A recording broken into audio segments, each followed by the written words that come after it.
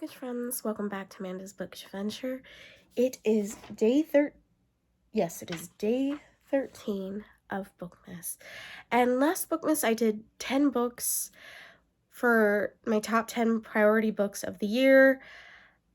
And then I did vlogs for this Bookmas, and I figured I'd do 10 more for priorities next year. Some are books that are already out that I didn't get to, some are new releases of next year, and hopefully I will do another 2-part vlog for next Bookmas.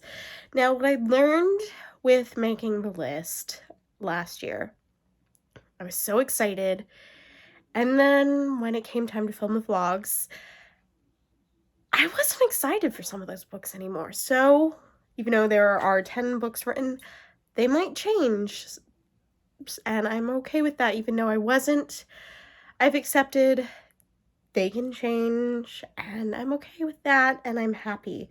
So I have the list of books here, and then you'll be staring at my computer screen again. So the first one we have, and I'm probably going to mess these names up, so we have Key for number 2, Electra.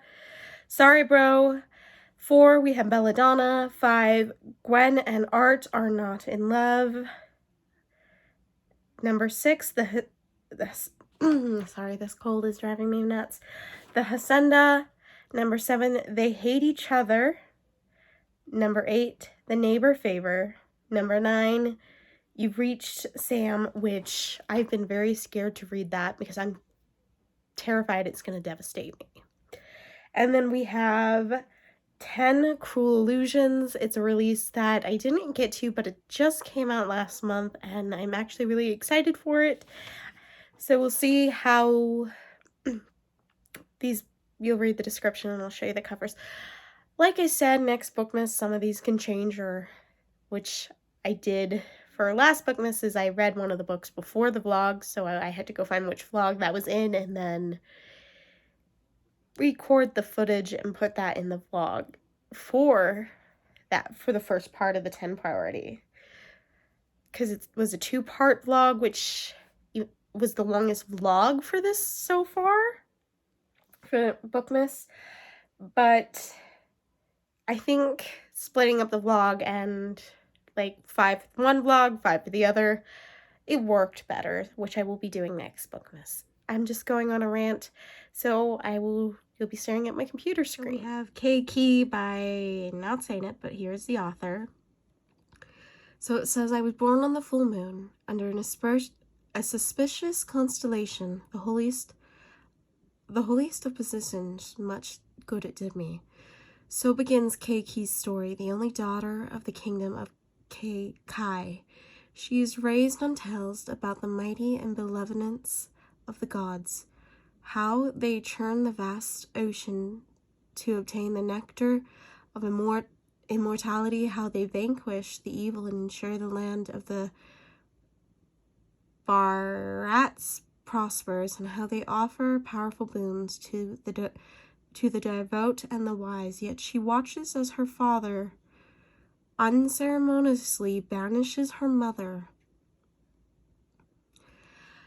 listens as her own worth is reduced to how great a marriage alliance she can secure, and when she calls upon the gods for help, they never seem to hear. Desperate for some measure of independence, she turns to the text she once read with her mother and discovers magic that is hers alone. With this power, Keiki transforms herself from an overlooked princess into a warrior, a diplomat, and most favored queen, determined to carve a better world for herself and the women around her. But as the evil from her childhood stories threatens the cosmic order, the path she's forged clashes with the destiny the gods have chosen for her family. And Keiki must decide if resisting is worth the destruction it will wreak, and what legacy she intends to leave behind. Now we have Electra by Jennifer Saint. It says, the house of Estros is cursed, and a bloodline tainted by a generation cycle of violence and vengeance. This is a story of 3 women, their fates simply tied to this curse and the fickle nature of men and gods. We have Clymestra, the sister of Helena, wife of Agamemnon. Her hopes of averting the curse are dashed when her sister is taken to Troy by the feckless Paris. Her husband raises a great army against them and is determined to win whatever the cost. Cassandra, princess of Troy, and cursed by Apollo to see the future, but will never believe when she speaks of it. She is powerless in her knowledge that the city will fall. Electra, the youngest daughter of Clymestra and Amagon. Electra is horrified by the bloodletting of her kin, but can she escape the curse, or is her own destiny bound by violence? We have Sarivero by Taline, not saying the last name. When Nara's non-American boyfriend gets down on one knee and proposes to her in front of a full room full of drunk San Francisco tech boys, she realizes it's time to find someone who shares her ideas of romance. Enter her mother, armed with plenty of mom guilt and a spreadsheet of Facebook-stalked Armenians men. She convinces Nair to explore Armenia, a month-long series of events in the city. But it's not a mom-approved Playboy doctor or wealth engineer who catches her eye. It's Airy Bunny, a woman who is equally immersed in the witchy arts as she is in preserving Armenian identity. Suddenly, with our bunny as her wingman, the events feel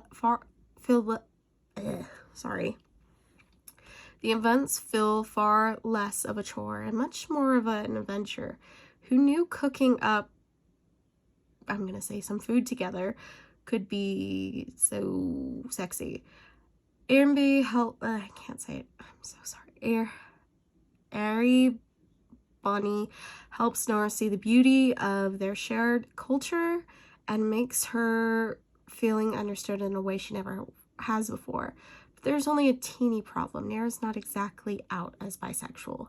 The clock is ticking on Nair's double life through the closing event of Banquet is coming up, and her entire extended family will be there, along with, I can't say this name for the life of me with my dyslexia. I'm just going to show you the name. So we're right here. Her happiness, her worlds will inevitably collide, but Nair is determined to be brave, determined to claim her happiness, proudly Armenian, proudly bisexual, and proudly herself in the first time in her life. Then we have Belladonna, which I found has a sequel coming out next year. So it says, orphaned as a baby, 19-year-old Signa has been raised by a string of guardians, each more interested in her wealth than her well-being. And each has met an untimely end. Her remaining relatives are the exclusive Hathorns, an eccentric family living at Thorngrove, an estate both glittering and gloomy. And the patriarch mourns his late wife through wild parties, while his son grapples for control of the family's waning reputation, and his daughter suffers from a mysterious illness. But when their mother's restless spirit appears, claiming she was poisoned, Signa realizes this family she depends on could be in grave danger, and enlists the help of the surly stable boy to hunt down the killer. However, Signa's best chance of uncovering the murder is an alliance with Death himself, a fascinating, dangerous shadow who has never been far from her side. Though he's made her life a living hell, Death shows Signa that their growing connection may be more powerful and more irresistible than she dared to imagine. Then we have Gwen and Art Are Not in Love by Lex Crocher. It is a debut, so it says, It's been 100 years since King Arthur's reign. His descendant Arthur, future Lord and General Gadabout, has been betrothed to Gwendoline, the quick-witted, short-tempered princess of England, since birth. The only thing they can agree on is that they despise each other. They're forced to spend the summer together at Camelot and the run up to their nuptials. Within 24 hours, Gwen has discovered Arthur kissing a boy, and Arthur has gone digging for Gwen's childhood diary and found the confessions about her crush on the kingdom's only lady knight, Bridget Leclerc. Realizing that they make better allies than enemies, they make a reluctant pact to cover for each other. And as things heat up at the annual royal tournament, Gwen is swept off her feet by the knight, and Arthur takes an interest in Gwen's royal brother, Lex Crocher. Gwen and Art Are Not in Love is a chock full of sword fighting, found family, romantic shenanigans destined to make readers fall in love. I'm really excited about this. This wasn't a previous bookmas video, but I had to add it on this list because I really, really want to read it. We have The Hacienda by Isabel. I'm not saying the last name. So it says, Mexican Gothic meets Rebecca in this debut supernatural suspense novel. Set in the aftermath of the Mexican War of Independence, about a remote house, a sinister haunting, and the woman pulled in their clutches. In the overthrow of the Mexican government, Patrice's father is executed and her home is destroyed. When handsome Don Rodolfo Suarez proposes, Patrice ignores the rumors surrounding his first wife's sudden demise, choosing instead to seize his security his estate in the countryside provides. She still will have her own home again. She will have her own home again no matter what the cost. But Hacienda San Eso is not a sanctuary she imagined. When Rodolfo returns to work in the capital, visions and voices invade Beatrice's sleep. The weight of the invisible eye follows her every move. Rodolfo's sister, it's not Juan, but I'm just going to show you the name, scoffs at Beatrice's fears, but why does she refuse to enter the house at night? Why does the cook burn charcoal incense at the edge of the kitchen and marks its doorway with strange symbols? What really happened to the first Donna Suarez? Beatrice only knows two things for certain. Something is wrong with the hacienda, and no one will help her. Desperate for help, she clings to the young priest, Padre Andres, as an ally. No ordinary priest, Andreas will have to rely on his skills as a witch to fight off the malevolent presence haunting of the hacienda and protect the woman for who he feels a powerful, forbidden attraction, but even he might not be enough to battle the darkness. Sounds good. I'm really excited. I've been curious about Rebecca. I'm looking forward to it. I hope it's really good. I'm gonna have to take a break, get some more medicine, and I am sorry my dyslexia is making me mess up names. So we have They Hate Each Other by Amanda Woody. Johanna and Dylan get along like oil and water until a fake dating ploy gives them new perspective, and they realize that falling for your enemy isn't as impossible as it seems. There are plenty of words Joanna Collins could use to describe Dylan. Arrogant, spoiled, and a golden boy, to name a few. Dylan thinks he has Joanna accurately labeled as an attention seeker who never shuts his filthy mouth. Their friends are convinced Joanna and Dylan's disdain for one another is just thin-veiled lust, a rumor that surges like wildfire when the two wake up in bed one bed after homecoming. Mutually horrified, Dylan and Johanna agree to use this faux pas to their advantages by fake dating. If they can stay convinced long enough to end their relationship in a massive stage fight, they can prove their incompatibility to their friends once and for all. But the more it seems they spend time together, the more their plan begins to fall apart, and the closer they begin to come to see each other clearly for the first time. We have the neighbor Faber. Sorry, this cold is getting to me. So it says, shy, bookish, and admittedly awkward Lily Green has felt inadequate compared to the rest of her accomplished family, who strive for Black excellence. She dreams of becoming an editor of children's books, but has been frustratingly stuck in the nonfiction division for years without a promotion in sight. Lily finds escapism in her correspondence with her favorite fantasy author, and what begins as two lonely people connecting over email turns into a tentative friendship and possibly something else Lily won't let herself entertain until he ghosts her. Months later, still crushed but determined to take charge of her life, Lily seeks a date to her sister's wedding, and the perfect person to help her is Nick Brown, her charming, attractive new neighbor whom she feels drawn to for unexplainable reasons. Little does she know Nick is an author, her favorite fantasy author. Nick, who has his reasons for using a pen name and for pushing people away, soon realizes that the beautiful, quiet woman from down the hall is the same Lily he fell in love with over emails months ago. Unwilling to complicate things even more between them, he agrees to set her up with someone else. Though the simple favor between two neighbors is anything but, not when he can't get his mind off her. You've reached Sam, one of my favorite covers.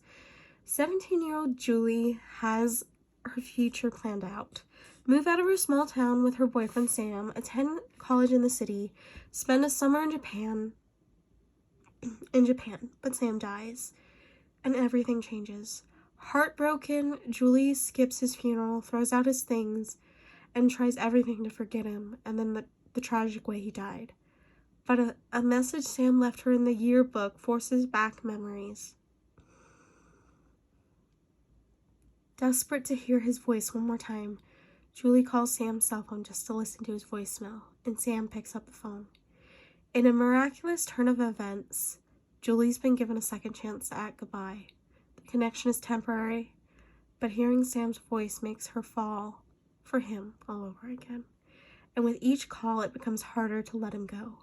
However, keeping her otherworldly calls with Sam a secret isn't easy, especially when Julie witnesses the suffering Sam's family is going through. Unable to stand by the sidelines and watch their shared loved ones in pain, Julie is torn between spilling the truth about her calls with Sam and risking the connection and losing him forever. This is why I think it's going to devastate me. It's why I haven't picked it up. Came out in 2021, and I think it's going to absolutely devastate me, but I really want to read it. Then we have Cruel Illusions, which just came out this November. Ever since a vampire murdered her mother, Ava has been determined to get revenge. This is all composing drive has given her the fuel she needed to survive a foster home after foster home. But it's been 10 years since anyone's seen a vampire, and Ava's lost hope that she'll ever find one until she stumbles across a hidden magic show where she witnessed impossible illusions. The magicians may not be the bloodsuckers she's hunting, but Ava's convinced something supernatural is at play. So she sneaks backstage and catches them in an acts they can't explain, but they've been waiting for her. The magicians reveal that they're a part of an ancient secret society with true magic, and Ava has the same power in her blood that they do. If she joins them, they promise to teach her skills she needs to hunt vampires and avenge her mother. But there's a catch. If she wants to keep the power they offer, she needs to prove she's worthy of it. And to do so, she must put on the performance of her life in a sinister and dangerous competition where illusions and reality blur and the stakes are deadly. So that are the 10 books for this top 10 priority for 2023. And you'll see that and the end outro. I'm tired. This cold is driving me nuts. I am sorry I messed up names, my dyslexia, the cold. On top of it, I'm sorry, but I'm glad I'm done reading these. But I'm excited for all of these books, so hopefully we don't, even though I said some books may change, I'm really hoping not to have swaps for next year's Bookmas videos. Day 13 of Bookmas. I would love to hear your thoughts on some of these books, which release of these new releases that you're really excited for. I will see you for day 14. Bye for now.